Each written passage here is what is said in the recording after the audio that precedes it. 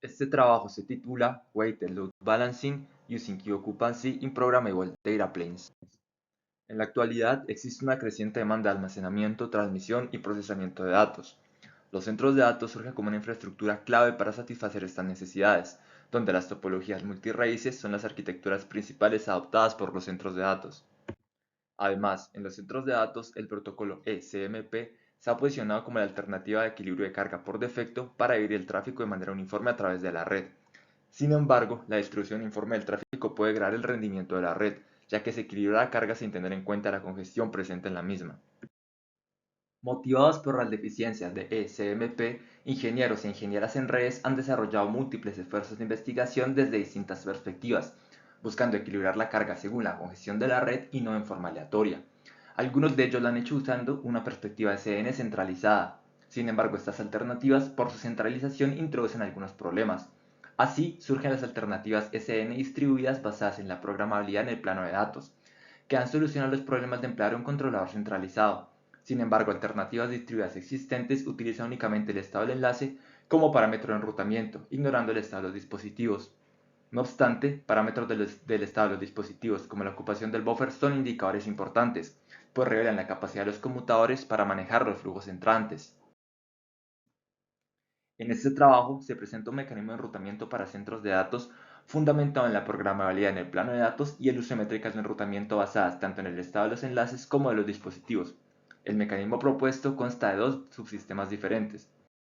El primer subsistema recolecta la información de congestión en la red y para ello divide su lógica en dos según el tipo de switches, donde los switches de borde se encargarán de enviar paquetes de sondeo por todos los caminos posibles entre origen y destino, y por su parte, los switches de core y agregación tienen como tarea principal recolectar la información del estado de los enlaces y dispositivos en cada conmutador presente en el camino del paquete de sondeo.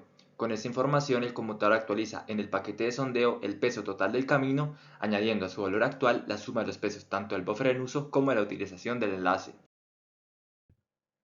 Una vez realizada la recopilación de información de congestión de la red y el cálculo de los pesos, el mecanismo emplea el segundo subsistema, encargado de asignar una probabilidad de elección a cada camino en función de los pesos calculados y elegir una ruta óptima de enrutamiento para el tráfico entrante.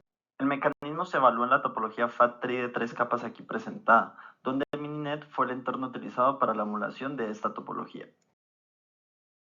Para modelar el tráfico a inyectar a la red, se hizo uso de distribuciones estadísticas que representen el tráfico de la red tal que se empleó una carga de trabajo empírica obtenida en un centro de datos de producción para emular condiciones de tráfico realistas. Para ello, se empleó la función de distribución acumulativa mostrada en pantalla, que representa el tamaño de los paquetes y la probabilidad de que estos aparezcan en la matriz de tráfico, donde vemos que el tráfico modelado es del tipo heavy tail, ya que si bien la mayoría de los paquetes son pequeños, ellos portan la menor cantidad de la información transmitida. Además, para ver cómo respondía el mecanismo ante distintas situaciones de estrés, se evaluó su rendimiento para diversos escenarios de cargas de red, evaluándolo en 9 cargas de red igualmente espaciadas, desde el 10% hasta el 90% de la carga total de la red. Como métricas de desempeño, la solución se evaluó en términos del delay, throughput y packet loss.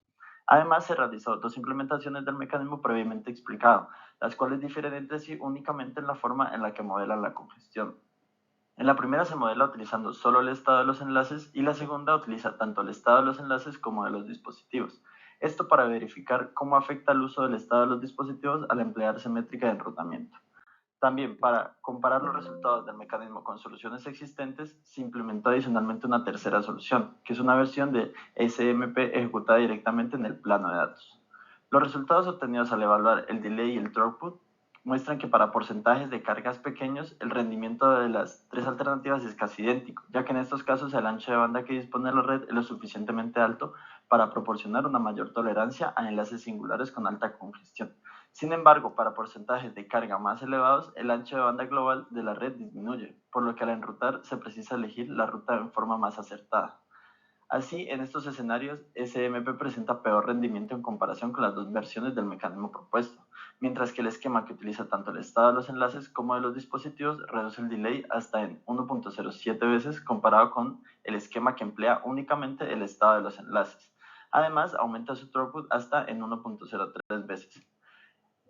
Para el packet loss, ambas versiones del mecanismo propuesto mejoran notablemente el rendimiento con respecto a SMP, y la comparación de las dos versiones del mecanismo muestra que el esquema que utiliza tanto el estado de los enlaces como de los dispositivos reduce la pérdida de paquetes hasta en 1.33 veces comparado con el esquema que solo emplea el estado de los enlaces. Finalmente, se concluye que para escenarios de carga de red elevado, el mecanismo propuesto superó los resultados de SMP con respecto a todas las métricas evaluadas. Segundo, el mecanismo propuesto, al funcionar en el plano de datos, adopta ciertas ventajas para responder de manera efectiva al tráfico volátil presente en una red de centro de datos. Y por último, emplear información tanto del estado de los enlaces como de los dispositivos para estimar la congestión mejora el rendimiento de la red comparado con soluciones que utilizan únicamente el estado de los enlaces.